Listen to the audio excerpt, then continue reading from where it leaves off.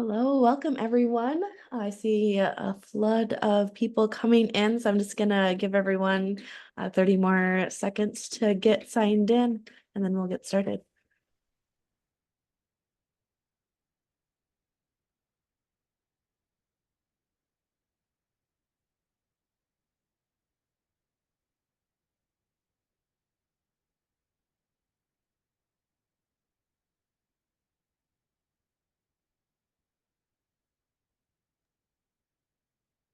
Okay, hello and welcome everyone. Thank you so much for being here with us today. We've got a lot to cover, so I'm gonna hop right into it. Thanks for joining our webinar, the Retail Recruitment Playbook. I've got with me Lacey Beasley, who's the president at Retail Strategies, a great presenter. You're very lucky that she's here to talk with you all today. Just a few housekeeping things to talk about, and then I will hand it off to her.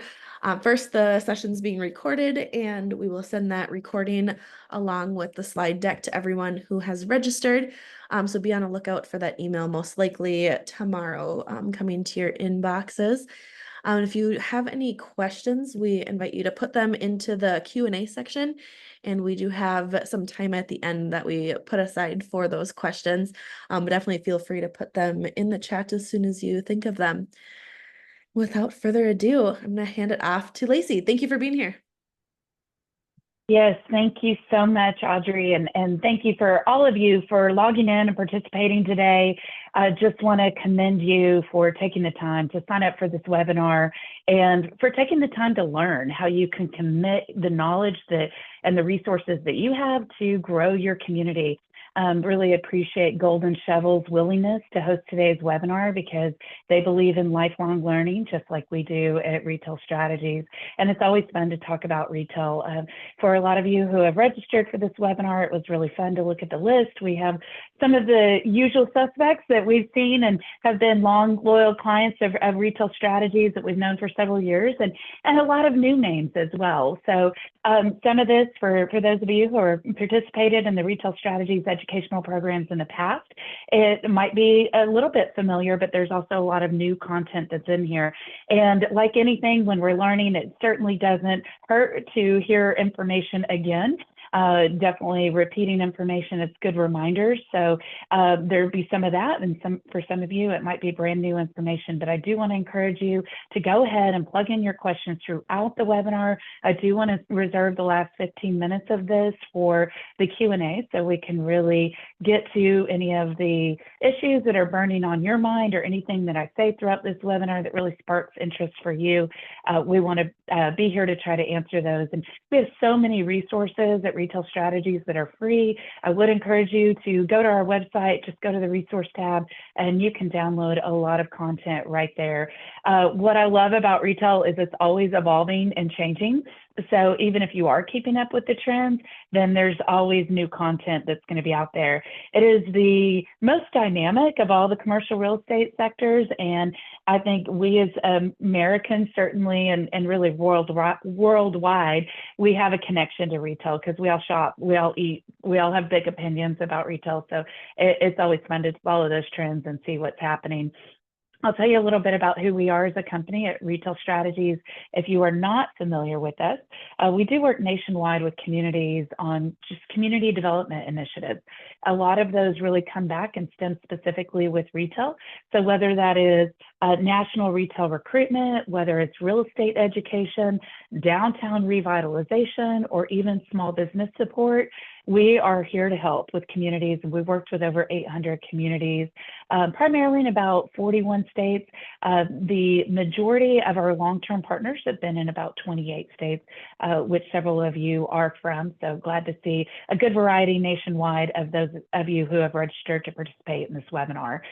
Industry involvement, and again, I just bring this to the forefront to let you know that we're very passionate about this and very plugged in and really trusted by those national organizations that have a commitment to education and community development. So ICSC is the largest nonprofit organization that focuses on retail real estate with a focus in retail.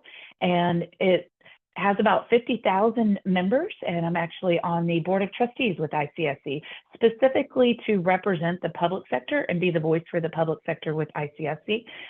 We also have National League of Cities on here as an affiliation. We are their preferred partner for education. We have a program called Retail as a Catalyst for Economic Development. I saw Carla Weiss registered for this and has been through that program, and maybe a couple of the others of you have as well. If you are interested in a high-level education on really how to build your retail readiness toolkit, then look at the National League of Cities Retail as a Catalyst for Economic Development, and we will be there at their conference presenting in November as well. So we do have a lot of partnerships across the country. One thing that really makes us unique as a company is that we branched out of a full-service commercial real estate firm. So we're one of the only consultants in retail real estate space that it actually has practitioners across the hall that are working all day, every day, specifically with the retail brands and the property owners. So for instance, we do site selection for BJ's Wholesale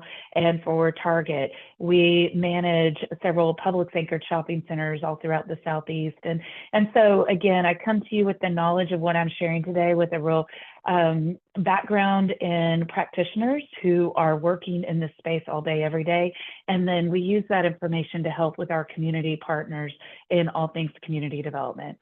So let's set the stage high level. What are some of the trends? I think it's so important to focus on the trends at a national level, because that really helps us boil down and understand what's happening at a local level. You know, when a retailer might close in our community, then there's a lot of questions around that. Why did that retailer close? Is our community dying? Is that a black eye on our community or our real estate? And sometimes it's not. Sometimes it has nothing to do with your community. It's what's happening on that national level. And so hopefully as I go through some of these trends, you'll have some aha moments of what you intuitively are feeling on that local level. And now you'll know what's driving the numbers behind that, really the profitability numbers and what's driving those decisions from the major investors that are building in your community, investing in your real estate. So let's really dive in on those. But before we dive in, I do want to just share some stats that I just think are really interesting. If there's 330 million Americans and there's 50,000 members that are part of ICSC, those are the members that are controlling all the investment around commercial real estate with a focus in retail. That basically means 0.001% of the US population are controlling the decisions for all the brands that all 330 million Americans are interacting with. So you have the real estate managers, which are very small, only 10% of ICSC members, so even smaller number. You have the developers and owners, you have the brokers, the franchisees.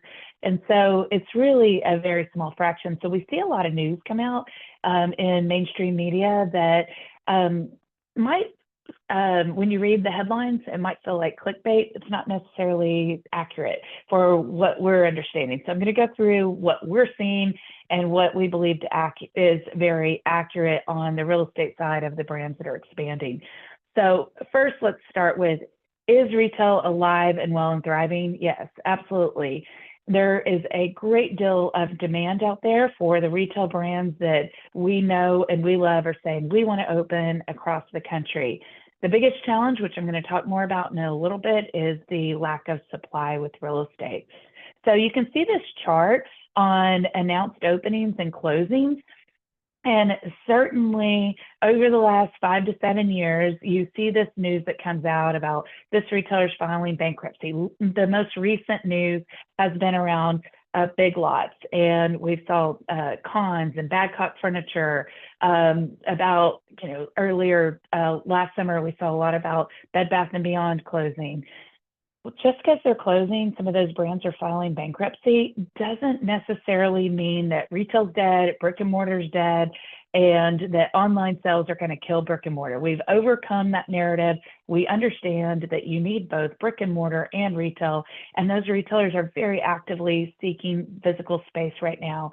I'm going to encourage you to do a couple things. Anytime you see news about a retailer closing, then I want you to stop and look at, have they given a number for how many they might be opening as well? So what you're always looking for is net new. Retailers are always good. It's part of a natural life cycle. They're going to close their underperforming stores, but a lot of times they're going to open more stores than what they're closing. Or it may have been a merger or an acquisition. You think about Family Dollar. Maybe some of you felt the Family Dollar closed in your community. Well, Family Dollar bought Dollar Tree, and so there's a merging there, right? So where you see the announcement they're closing several stores, well, a lot of that was forced by the FTC, and then others was they just wanted to merge because they had a thriving Dollar Tree there. So look at mergers and acquisitions. We're seeing a lot right now about what's happening with Albertsons and Kroger. Continue to monitor that with grocery stores and how that might impact you. And also a lot of the grocery stores, Albertsons owns several grocery stores that are not under the Albertsons name. So I'm just always going to encourage you to take a deeper dive whenever you see announcements about store closures. Look for net new, look for parent company, who actually owns them. And then also if you see something about a bankruptcy, try to understand, is it a Chapter 7, Chapter 11, Chapter 13? A Chapter 11 bankruptcy is just about restructuring debt. So you might feel some confusion sometimes if you see a retailer's filed bankruptcy, but they don't ever actually close. You're like, what happened there? They're just shedding debt, they're reorganizing, and they're going to remain open. You can see here at the top of this list where the lion's share of new openings is in restaurants. We love to eat. Americans love to eat, and that is just a really thriving category of retail that's continuing to grow. Now, the opposite of that, you're going to see a major challenge within department stores, which a lot of communities that I work with, desperately want a department store, and drugstores. Unfortunately, a lot of the pharmacies or subscriptions have now gone online. We get those delivered directly to our home. Traditional drugstores had about a 20 to 30% markup on the product in there, and they were really capitalizing on that convenience. And believe it or not, the dollar stores have actually filled that gap. If you think about some of your nicer, newer dollar stores are not that different from your CVS or your Walgreens, right? But they're about 30% lower price point per an item. And so we're seeing a lot of closures among the drug stores. But the brands that are growing are discount and restaurants.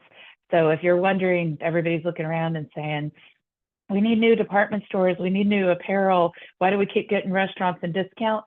That's because you have to follow what's happening with the industry overall. And a lot of these are publicly traded companies. So they're going to make their investors happy by announcing that they're opening new stores or increasing same store sales. So that's what we're always following, is the retailers that are opening and really tracking those, but they're alive and well. The number of openings is far outpacing the number of closings, which is great news. So let's take a deeper dive on specific to restaurants. If you're filling a lot with beverage, yes, absolutely. We're seeing it with Starbucks, Scooters, Dutch Bros, they're all expanding. Seven Brew is another one. HTO in Texas is growing like crazy. You're seeing some with sandwiches are doing pretty decent. And then others, it depends on what's happening with their franchises about whether they're opening or closing. Starbucks is always opening some stores, closing other stores. I hear people always saying, oh, I hear Starbucks is crashing, they're closing stores. Again, focus on that net new and see what they're doing. And also look at that acquisition, who's bought them out. Always focus on private equity as well. They put a lot of infusion and cash in these brands, and then you'll see a really fast expansion of these brands opening for a period of about 5 years, and then you'll see that completely halt. So go back to what's the ownership? Is it corporate, franchise, or private equity?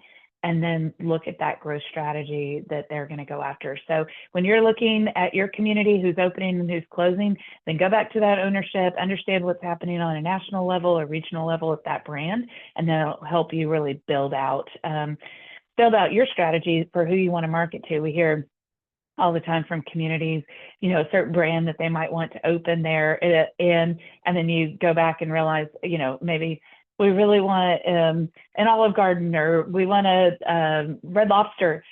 If they're not expanding, then all your effort that you might apply towards that isn't going to work. You have to make sure they're actually building new locations first. So take a look at all that. So what are we seeing as far as trends big time with 2024? You see obviously Taylor Swift there, and we she's just phenomenal. I put her on there because everything she touches turns to gold, and we have the Taylor Swift economy with her Eras tour and how it completely changed cities. But she hits on all cylinders of what's really popping right now, and especially with this younger generation. So people are very conscious of what they're buying. There's a movement for more authenticity among the brands and individualism that we can find through the retail brands that we're shopping at. The brands and logos are so critically important right now, and it feeds into an identity that we have. Post-pandemic, wellness and health is huge. So you're going to see Ulta is expanding like crazy right now. Warren Buffett just recently invested in Ulta because their store sales are going through the roof. And it's all about those kind of expensive hair products and creams that people are investing in. That's wellness. But wellness even goes into mental wellness. So you're seeing a huge investment there, and fitness. So again, post-pandemic, coming out of that, fitness started surging. And we are just a lot more mindful of all things physical and mental health now than we have been in past years. Ease of purchase, critically important. If you think about your phone, if you have the tap or the Apple Pay, you might have that. I mean, I go everywhere with that freedom of just knowing if I only have my phone in hand, I can survive any situation. So that ease of pay is critically important. You're even having a lot of retailers doing where you shop online and you go in to the store and pick it up, or even through a drive-through to pick up, and you have that, your account's all set up. It's quick and easy to pay. And then maybe you have a loyalty program set up. We're seeing loyalty programs is so important today with the brands. And even if private equity is looking to invest in a brand, they're not only going to look at their number of stores, their profitability, they're going to look at future profitability and do they have a loyalty program set up, because that is really driving consumers to that brand. I'm sure a lot of you have the Starbucks app and you get the little stars and points that you're building, and then you get a free latte, or AMC, how you have the program where you pay monthly for AMC and then you get your VIP line whenever you go in. And we like feeling special. We like knowing that the purchases we've made at that brand will somehow feed us back. And when there's so much competition for every category of retail right now, how do those retailers win? Through loyalty. But guess what they also do? They're gathering all your information on your purchasing patterns, and they know how to market very specifically to you, how to email to you, but also even on social media or supplying you ads. But it's also driving their real estate. They know where you live, and they're looking at the dollars that are being spent within any MSA or zip code area. And that's also helping them drive those future decisions for where they're going to invest in their brick and mortar. So these are really important things. Selling online and imaging online is huge. So it's going way beyond just typical Google ads, right? So it's Yelp, it is TikTok, it's Instagram. If that retailer is not capturing you and your attention through social media, they're missing the mark. And if they're not hitting you right here in the palm of your hand, if you're not able to purchase through the palm of your hand, if you're not receiving their marketing through the palm of your hand, then they are a forgotten brand and lost. And so these are big trends that the retailers know. How are they going to capture that wallet share? This is how they're going to do it. And entertainment is so important. So again, this is kind of that bounce back of coming out of a post-pandemic era where, during the pandemic, we all canceled our family vacations, we renovated our homes, we redid our yards, we spent all of our money that way. And now we're ready to travel again. And we are really prioritizing entertainment and experience with, again, our disposable income, even more than stuff. We'd much rather have a smaller home and less stuff and more entertainment value, which again is what's driving restaurant sales. Restaurants are entertainment. Concerts are thriving this year, which goes back to certainly the Taylor Swift movement and how much she has driven economies over this year. So AI, we're still studying. So important to look at AI. The retailers want to understand how it works with their operations. Landlords are trying to figure out how it works with them. On the landlord side, we're seeing it more from the property management. So tasks that are kind of mundane that are happening over and over again, really capturing how they can use AI to increase efficiencies. But the fast food restaurants, labor costs have been an issue across the board for, with the low unemployment rate we're seeing right now. Obviously, labor is a solution that everybody's trying to figure out. And a lot of these retailers are saying, well, how can we really lean on AI to increase our consumer experience, to maximize our customer service experience? So, and then also maybe even lean into robotics, and that will help provide a solution for them whenever it comes to staffing and having a reliability of people showing up every day. Several of them have tried very hard to increase their wages, but it's still not solving all the problems that they have with people actually showing up to work, going through the training, and then reducing turnover among those positions within the fast food restaurants. Not necessarily true among all retail, but certainly within what we call QSRs, quick service restaurants. So a few trends that we're really focused on right now. So big focus right now, I think this is kind of interesting to show, is over half of the population now are millennials or younger, right? So retailers know if they're not tapping in to this age and this demographic, they're missing out. So I'm a Gen Xer. I feel like we're always forgotten. Nobody pays attention to us. Nobody cares. But as the baby boomer generation gets older, more towards retirement, they have everything they need. They bought their home and their furniture and their clothes, and they're spending more of their money on vacationing. They're not actually driving that consumer good the same way that this younger generation is. And this younger generation started, a lot of them were born with electronics from day one, very different from the baby boomer, even Gen X. I still remember the internet feeling brand new to me when I was going into college, right? So I'm right in that cusp of a weird spot. But it's absolutely changing what drives our decisions. So you have to capture that younger generation. And I share all this to think about all the brands. So we're focused today, a lot of these are what's happening that is driving the market share, that is driving purchasing power, and all that drives brick and mortar retail, right? So we're first going to start with the consumer. Your dollar is your vote. Every time you spend your dollar, you're placing a vote for what you want to see in the future of the marketplace. And then the businesses and the real estate investors have to adapt. They have to back into what is going to drive that capturing the wallet share, right? So these are the big trends that are capturing it right now. A lot of questions about what's happening with online sales.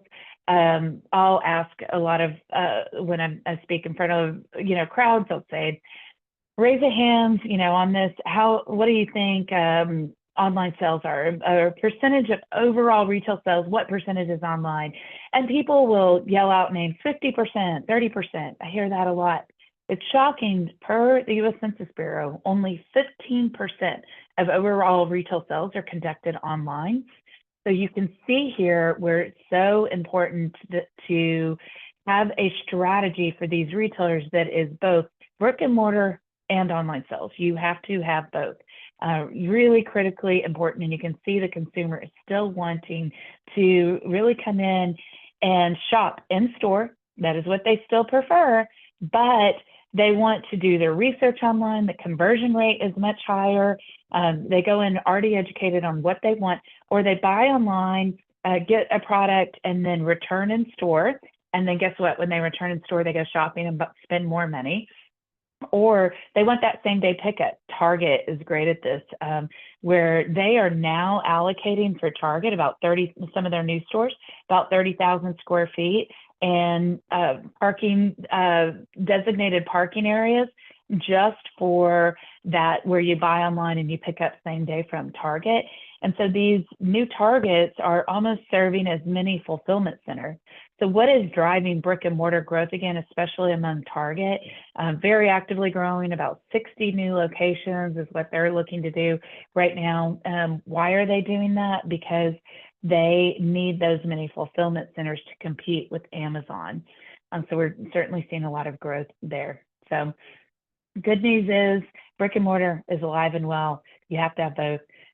Amazon, they've tried real estate. They keep failing at it.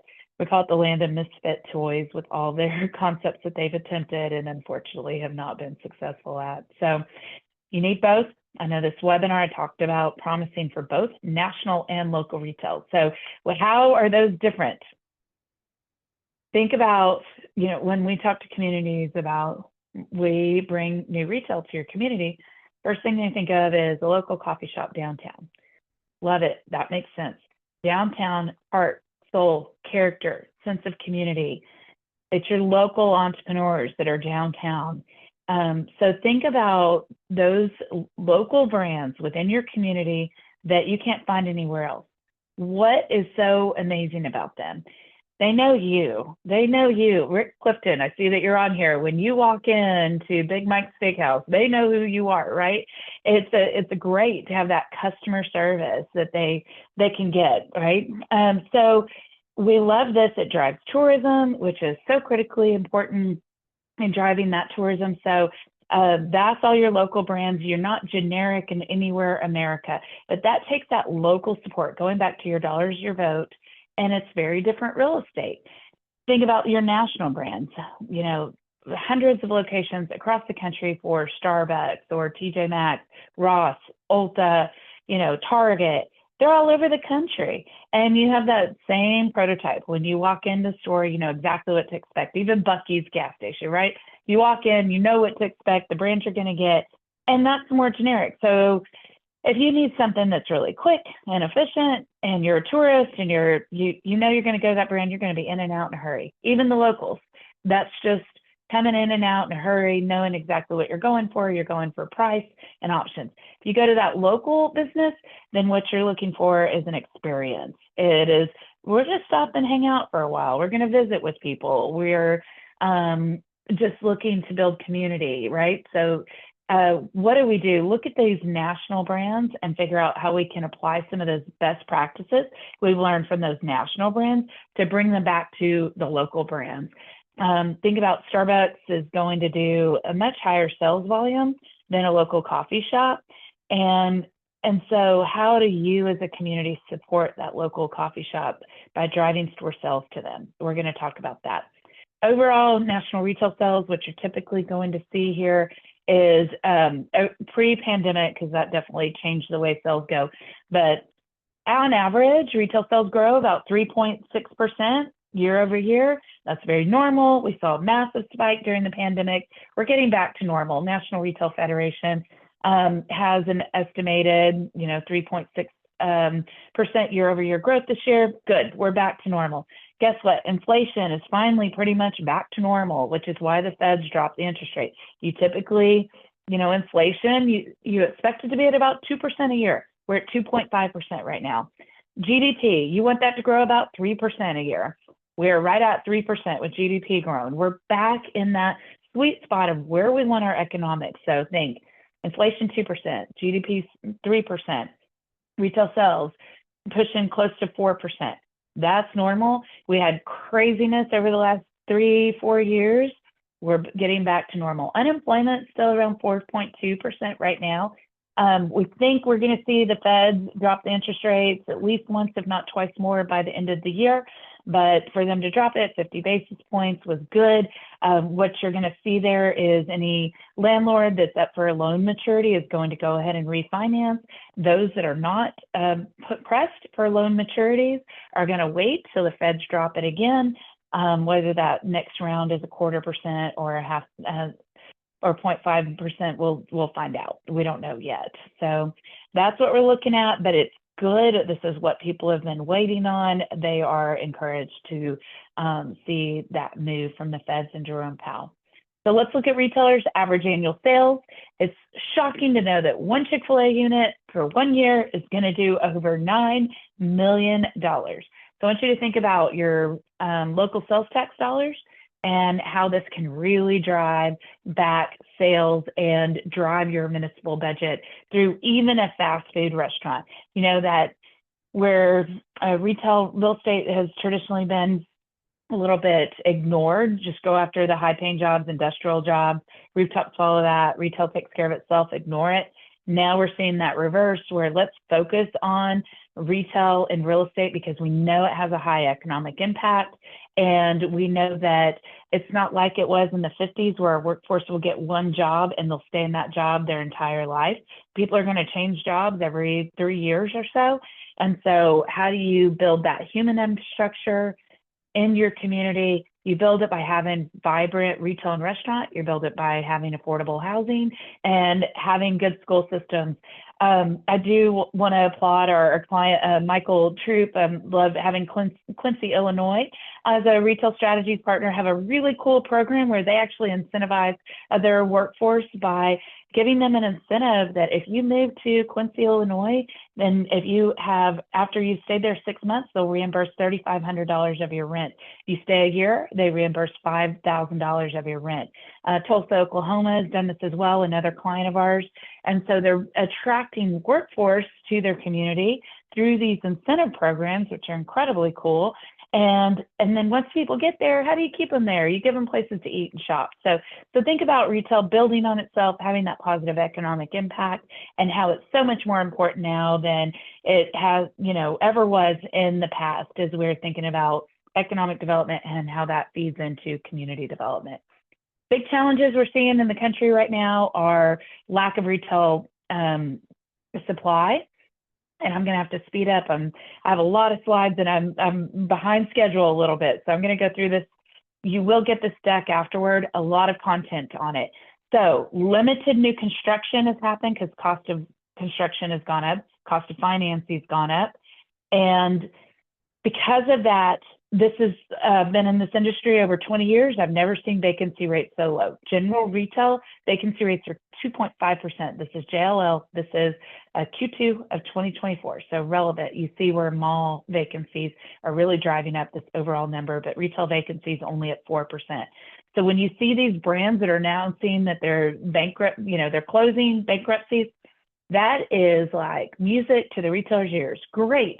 Get out of the way. We want to come in and backfill that. It's usually good for your community because those brands that are filing bankruptcy are a lot of times tired, and there's a reason that they weren't able to drive that store sales. It's going to free up room for new and emerging brands, increase the store sales, increase employment, increase your sales tax revenue. And for the landlords, it's great because they're going to go up on the rent, and that increases the value of their shopping center and their cap rate. And the way you do cap rate is by looking at how you drive NOI, net operating income. So these bankruptcies are actually not a bad thing. They're a great thing. And retailers are looking at this. What I want to point out is this under construction square feet, all to the right, about halfway down, 50 million square feet. You can see net delivery and net absorption are the two numbers below that. So you can see that very limited new construction that was happening, and now how we're doing that market correction and new construction is coming. But again, this is a lot of why the QSRs, quick service restaurants, are the main category that's expanding, is because you can do a single tenant build to suit growth, and that's easy to get in, get out. Those big shopping centers that are 100,000, 200,000 square feet, it's a little bit harder because that takes more time. And construction rates were all over the board. Cost of financing was all over the board. So developers were very nervous to invest in those large shopping centers. But as things are stabilized, you're going to start to see those come back. I'm very encouraged to see Target expanding again, Lowe's, Home Depot, Walmart. Those anchor tenants are starting to expand again, which means those usual suspects are going to follow them, which is really, really positive. Walmart's going to do about 300 new stores, and that includes a combination of their super centers and their grocery stores as well. So we are just really on fire right now, excited about what's happening in the industry. So let's look at what we're learning from those. I'm going to bounce back and forth between national brands, national real estate, and local real estate. So what does this mean for local businesses and some of the challenges they are experiencing with their real estate? So go back to downtown, think about that entrepreneur who's in that downtown space. Here's where they're having trouble. That local entrepreneur very rarely, almost never owns their real estate. And that makes them a bit different from some of these national chains, right? So, how can you, as a municipality, look at what you can control and help whoever owns that real estate make improvements that will help that entrepreneur who is paying them rent, right? What can you do here to add value all the way around to help drive store sales? And that's what we're going to get into. So, you know it from your small businesses, talk to them. What are your challenges that you're dealing with right now? And how can I help solve for those? What is within the EDC's control or the city's control of how you create that environment that feels more like a national shopping center? You have to think like a developer as an EDC or as a city. Those developers that are building these large shopping centers are master planning the whole thing. They type the whole property, and what they do is they take that anchor tenant, they give them a lower rent, and then they make up for it with higher rents from the smaller shop space, the nail salon, the 1,200 square foot spaces. They master plan it all, but they create the common area, right? That common area is what really, the great parking that they're going to have and the entertainment. I was just at the Colony yesterday, Grandscape, which is in Frisco, and they have this great hub right in the middle with AstroTurf, and all these kids are throwing the football around, and they have a Jumbotron, or I call it Jumbotron, a big screen TV that's there playing the sports, and it's right in the center. And then that really brings people, and then people can shop and eat all around the area. So if you aren't the developer for these national brands, you are the city. How do you create that same environment downtown that is going to attract the people that will help attract these store sales for those local entrepreneurs? Think about that. How can you give them access to broadband, right? So that's where you can really place your investment. So let's look at data. Start with Tullahoma, because Tullahoma is a great example in Tennessee. They are off the interstate. They're not on the interstate. And traditional thinking for these national retailers is, let's get on the interstate, and that's where the highest traffic count is. Therefore, that's going to drive the store sales. Well, Manchester's on the interstate, and a lot of these national retailers are saying, okay, all I know is that I want highest traffic count in the area. I want to be in Manchester. So we took a look at Tullahoma, and we used mobile tracking data, and we geofenced their retail corridor. Excuse me, we geofenced their retail corridor, and we looked at that regional hub that they're pulling from. So where Tullahoma had a population of about 25,000, we were able to prove that they had a retail trade area of about 120,000, and they had the retail synergy. So think about shopping on a Saturday. How do you go through your checklist of, I'm gonna go to all these places in one drive. If I'm gonna drive 20 minutes to get somewhere, I wanna make sure I can go to a dozen different places and knock everything off my list. Tullahoma had that retail synergy, and that's what we wanted to do, is prove that the Walmart, it's interesting to go and Tullahoma has the retail synergy. The retailer said, okay, wait a minute, there's a Walmart in Tullahoma, there's a Walmart in Manchester. So the Walmart in Manchester has a little bit higher sales volume than Tullahoma. So that would prove more people are going to Manchester. Well, not necessarily the case. Manchester is right next to where Bonnaroo happens. Bonnaroo is a music festival in Tennessee that you might be familiar with. It completely saturates that Walmart, and it's enough to drive those store sales up. But then when we looked at some of the other retailers, we saw that those retail sales were higher in Tullahoma. Tullahoma had a dead mall. We came in, we looked at incentives, we set up a TIF program for them, and were able to attract these new retail brands. Took that, y'all know Kmart filed bankruptcy, big giant vacant Kmart. We're able to backfill that with Publix, Big Lots, Hobby Lobby. So you can see here 140 new jobs, and every single year their new sales tax revenue is around 700,000. So awesome case study of using data to make a case for why those retailers could be successful in this trade area. I'm going to skip through some of this data. Again, we will share these slides afterwards because I want to be mindful of staying on track with time. But mobile tracking data is really important. Customizing your retail trade area, looking at other communities of similar size and makeup, looking at the retailers they have that you don't, really important. Okay, so And again, using all those best practices to determine how you can help support your local businesses and your local real estate. So Taft, California, another great example, about 9,500 people in the city, approved a customized retail trade area of 23,000. Through that, we were able to land some brands who had passed on the market in the past, like Starbucks, Jack in the Box, a grocery outlet. They desperately needed a new grocery. And so it was a lot of persistence from the city and from retail strategies to make this happen. They understand the long game. I mean, being in there, Jeff Campbell from Carlsbad, I know you're a part of this webinar and appreciate you participating. Great example in Carlsbad, New Mexico, not California, but in New Mexico, playing that long game. You've been a big part. You show up to all the ICSC conferences, and there's one, ICSC Red River State in Dallas, which some of you might be familiar with.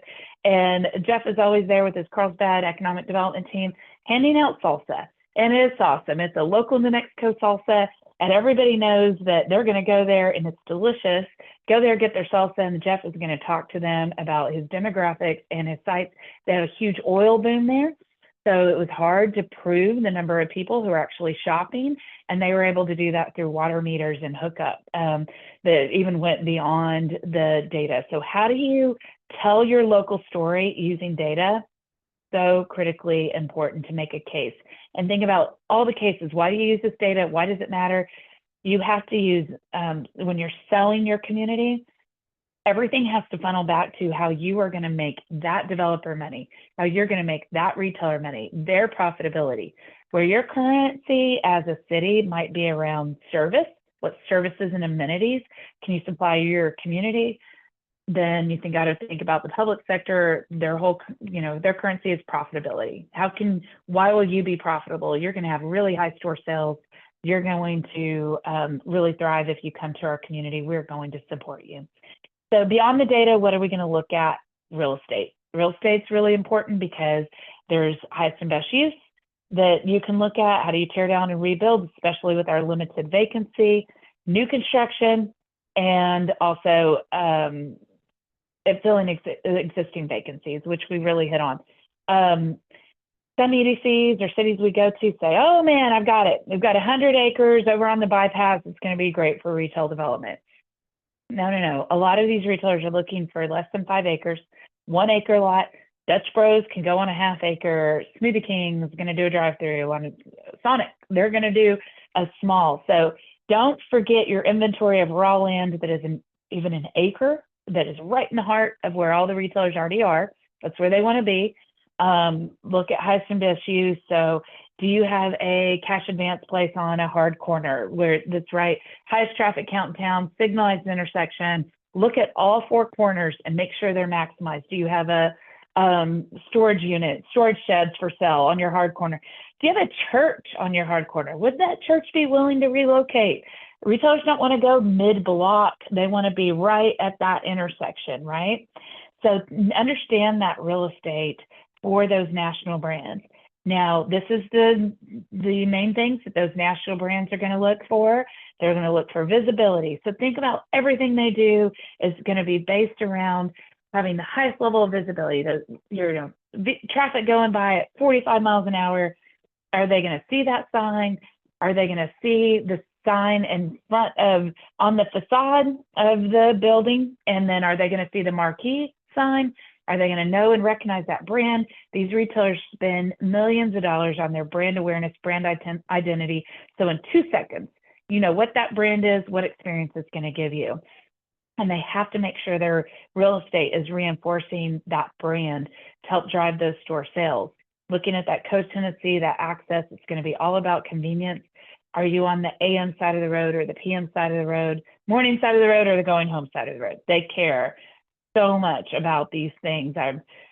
Coffee shop on the going to work side of the road, a grocery store on the going home side of the road, so you don't have to cross traffic. You can take a right in and a right out. Real estate's critically important to drive sales. All right, I'm going to shift the sun's about to blind us. Okay, here we go. All right, so let's move forward and look, going back to local. I think this is so cool to look at some of these national brands that you know and love and how they started as a single unit locally. And look at that size, the square footage. A Shake Shack started with 30,000 square feet, right? In New York City, in Manhattan, right? Sweet Green, 650 square feet. So these local brands, it's okay to start with really small stores. That's what kills a lot of local brands is they bite off more than they can chew with too much investment in real estate. Real estate should be a smaller fraction what they're paying in rent. And so right size and grow into your brand, grow into your store sales. How can you help with that? And you never know. Right now, you might be fostering the new entrepreneur that starts local, then they go regional, then they go national, and then they are a big brand. So keep this in mind and make sure from those humble beginnings that they're right sizing their real estate. Really important. So let's look downtown, those local businesses, and then think about your downtown buildings. Okay, so again, think like a developer. One developer owns that whole shopping center. Who owns all your buildings downtown? Dozens of different owners. You know, Mr. Smith owns this slot, and then Mr. Green owns that slot. You know, you go and Mrs. Chavez owns the next lot, right? So you go through and it's not master planned, and that makes it really, really challenging. So that's your job as the municipality. How do you take that assets-based approach to get downtown ready to attract the entrepreneurs? How do you drive traffic to the downtown? So these are things you got to think about. How do you build retail synergy down there? And that it doesn't feel good to walk past 6 vacancies before you get to that local downtown brand that you really like. You know, you want to go shop at that local boutique, but you're seeing all these vacancies on the way, and that just kind of loses that retail synergy and that placemaking that you really need and want. So what can you do about that? Really work with those property owners. Do you know who they are? Do you understand the size? How much? Do they have 4,000 square feet on the ground floor? How can they divide that into 4 different places? Can they take the back half and turn it into shipping or fulfillment? Put up some sort of demising wall, right? So that you don't have to lease out the whole space. Get creative with those property owners, and then think about how you can develop incentives. A lot of you have facade grant improvement programs. I know that you do. This is a great example of working with them and matching those funds. And that's for the exterior. What are you doing for the interior to help them downsize that space and just clean it up, you know? A lot of you, I know that I saw on the registration list, some of you have some great programs around this already. So appreciate that work that you're doing. All right, so let's look at some of the challenges or things that you can really focus on as investment as an EDC or a municipality. How do you keep it downtown clean, well lit, feeling safe? You know, I'm a single middle-aged female. When I go downtown, I want to feel safe. And that's what makes it feel safe. It's very well lit, and it's clean, right? So that's on you. That's on you as a municipality to make sure that that exists. And if it doesn't have those things, I'm less likely to shop there. I'm going to go back to those national brands, even though I want to support the local brands. I absolutely want to spend my dollar there. But you got to make that happen and structure it in the right way. So once you get inside this business, then I just want to point this out that a lot of people that have a passion for cooking, they want to open a restaurant, they don't think about things like kitchen hoods, exhaust hoods, the grease traps, dumpsters. Help them think about these things. I do see that Tony Heisall's on here. He's with the SBDC in Mississippi. So work with your SBDC, your regional SBDC, to really understand that business plan before you ever open. Understand what that build out is. Being undercapitalized is the biggest challenge we see for those local businesses, and it's because of all the things they just didn't think about because they never talked to anybody who had done that before. Kind of set up a mentoring program. Like if you have an entrepreneur that wants to open a concept, make sure they talk to another local entrepreneur who's already doing that. They don't need to look at themselves as competition. They need to say, what are my blind spots? What are my pitfalls? How can I help them? And maybe these things kill businesses. They'll say, oh my gosh, this is an old historic building. It doesn't have a sprinkler system that's good for fire. Can you set up an incentive program to do that? I'm going to encourage you with any incentive for small businesses, then to think about, rather than subsidizing rent, subsidize building improvements. Make sure that there's a sprinkler system in there. Do something that's what we call TI, tenant improvement allowance, because that investment in the real estate will remain beyond the business. So if the business fails and you've subsidized rent, then that's just lost. But if you subsidize building improvements and the tenant leaves, then you can plug that in with a new entrepreneur that has that advantage of the building improvements. So really important there. So I'm going to give you a quick example. The bandsaw building, this could be anywhere in America. So it has June Coffee, Zeppelin Barbershop, and Last Call Bakery. So you can see where this is an old rundown building. They set up the demising wall to have now 3 tenants. It was one big space, and they said, we can make this into 3 smaller spaces to support 3 entrepreneurs that all complement each other, and they absolutely do. June Coffee is phenomenal. All they sell is coffee. They don't serve food, right? So Last Call Bakery serves food. There was a food truck, and now it's a bakery, right? And in the middle, you have a barbershop, which that's what you want to think about in a strip center. You want your end caps for the food. You want the center to be for service-oriented. Nail salon, it might be an accountant or something of that nature, in this case, a barber, right? And then here's the site plan for it. You can see on the site plan that they have a shared courtyard that's more towards the north part of this site plan. And then they didn't overuse the space. So they turned it back into office space. So they right-sized. They took this large building, they right-sized it for the tenants. They are all thriving and they can afford the rent, and it's awesome, right? Okay, so let's look at inventory. I do want to be mindful of our time. We have one question plugged in, so let's keep plugging away and plug in your questions, so that I don't want anybody to feel like they haven't had their questions answered. So the one question I do have is about online shopping, and it's just a question of the frequency of that. I do want to address your question before we run out of time, but it's about online shopping being basically 2 times a month. And the question is that how many times purchases are made versus browsing? Yes, great question. That is about purchases being made online versus browsing. There's a lot more browsing happens than purchases. So have answered your question. We're going to keep plowing through here, and you guys feel free to plug in your questions so that I can answer those. But I'm going to keep working through the rest of the deck. So think about your inventory that you have. Understand your inventory downtown. Understand your national inventory. It's your job as a city to understand everything there is about that real estate, whether it's on market or off market. You're going to be looking at both, right? Really important. This is an example of where we do an inventory. When we go in and work with a community, we're looking at any opportunity. So that's going to be real estate that's on a hard corner, vacancies, new construction, and they all make sense, right? And then I'll share this example, and this is actually the example in Maryville, Missouri.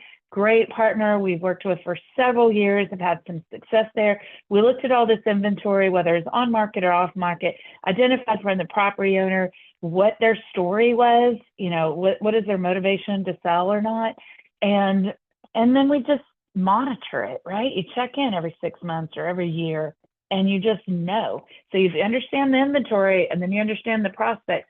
It's all about timing and having the right information when the timing strikes to align those two.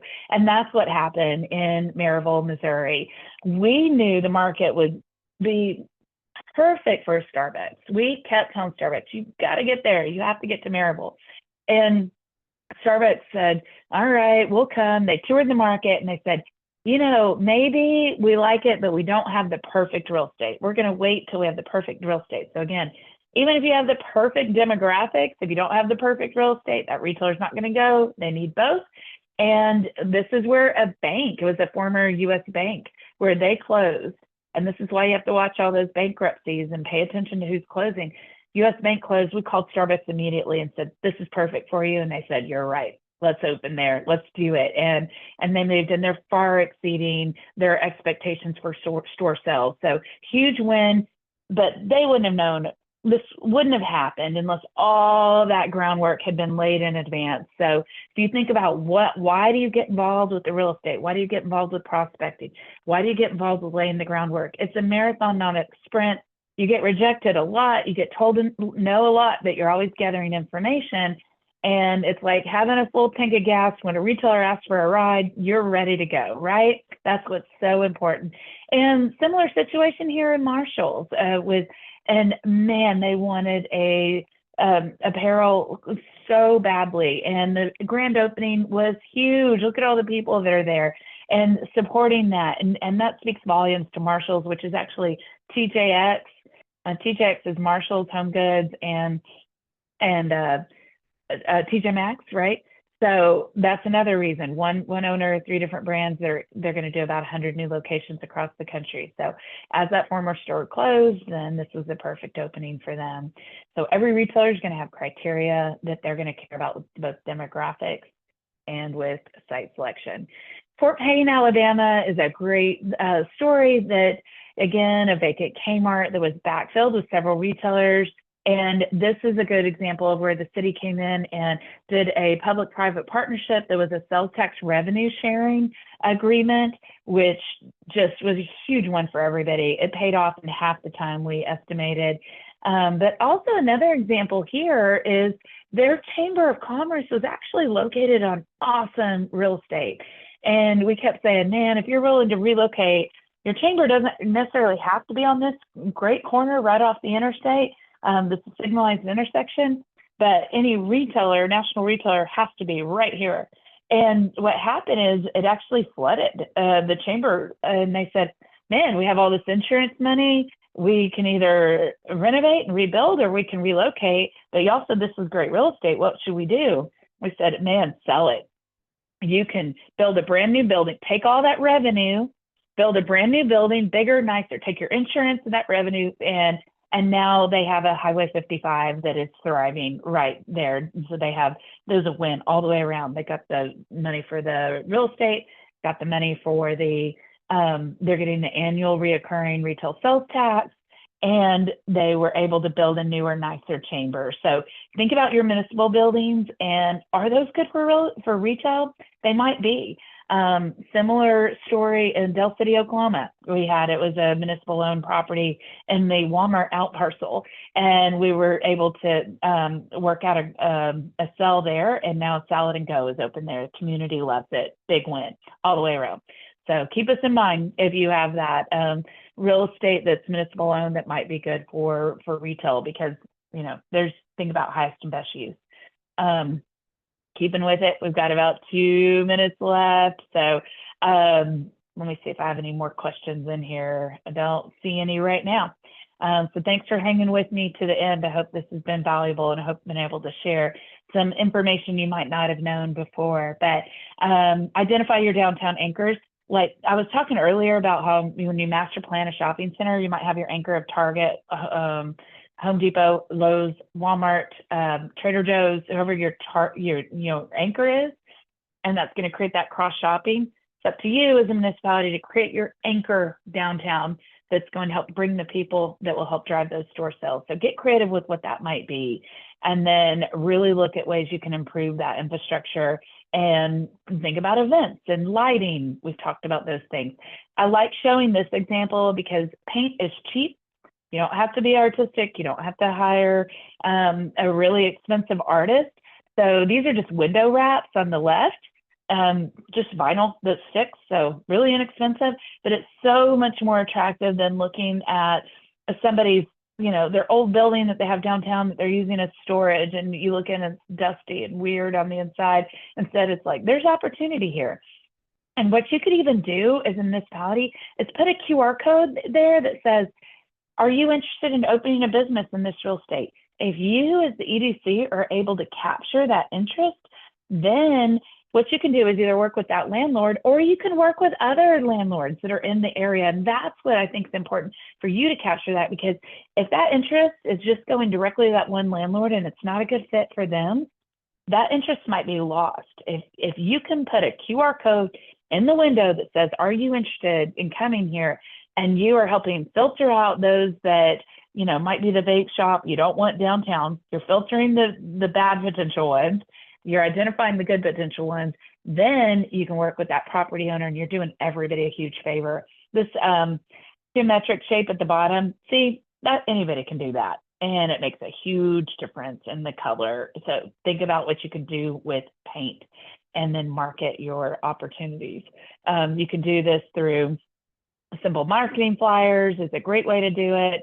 There's other options you can do, but whether it's national or local, I highly recommend marketing flyers, so that you're identifying the size and you're putting that out there, you're outlining it, letting people know this is available. Of course, you have to work with the property owners for that. And let's get to this last slide. I'm going to go ahead and go with our key takeaways. So number one, leverage your data. Use data, leverage it, so critically important. Number two, appeal to retailers, nationals or locals. You have to create that appealing environment that is going to bring the consumer, that is going to drive the store sales.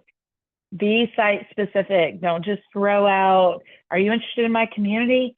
Come back and find a particular piece of real estate that matches their criteria, and really bring that real estate opportunity to the forefront. Understand everything there is to know about who owns it, what's the size, what's the co-tenancy, are there exclusions on it, all those things. And then if you have a retail incentive package, awesome. If you don't, then let us know. We're happy to kind of work with you on some ways that you can potentially structure that. But we do know that public-private partnerships are critically important to all things retail today. Downtown, absolutely 100%. You need to invest in your downtown. If it is national retail, then there are some things you could do there for some of those larger shopping centers that are so important. And at the end of the day, everybody's trying to figure out how they can mitigate their risk and go back to profit. Talked about that earlier, their currency. They're looking for profitability. Anything you do as a sales pitch needs to make a case for how they can be profitable.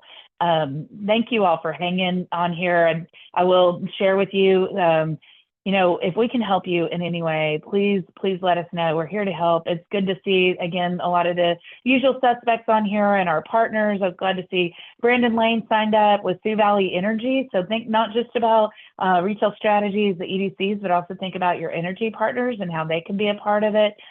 Sioux Valley Energy helped cover an investment for a retail academy program that helped one of their communities.